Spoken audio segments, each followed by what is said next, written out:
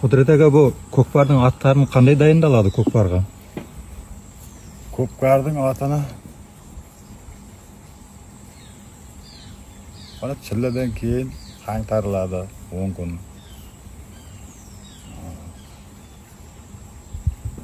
10 күн жүгенсіз қаңтарады, 10 күн жүгенмен қаңтарыш керек. Асты-асты үйрету керек оны. 2 сағат бір күн.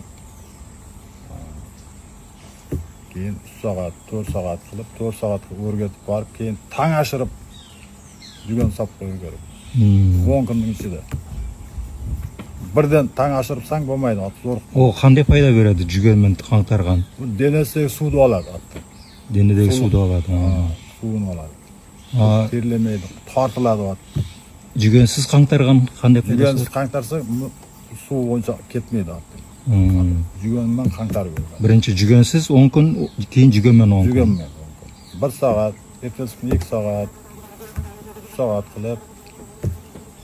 Ішім жемі қандай болады опайтты? Қаңтарлар бәрін тарту керек. Бәрін тартасыз. Режимге шығыш керек та, как солдат болады да. Бойға таярлағандай таярлау керек атты. Спортсмендер бойға таярлағандай жеңіл ауқат береді ма? Атты ем сондай таярлау керек. Жеңіл ауқат беріп. Одан тағы басқа немеге ақымет беру керек көбірек? Мұны керек. Мұны башыдан мінгенде бәрі біледі башыда.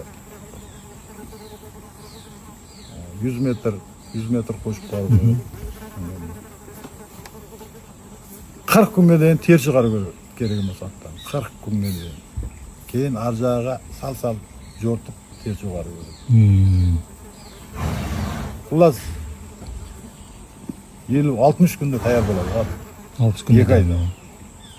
Шілде жемнен кейін 60 күнде дайын болады. 60 күнде дайын болады. Ошы айтқанмен дайындаса, қышымен аты азмайды ям, бұзылмайды ям. Ішінде май қалмайды. Рахмет.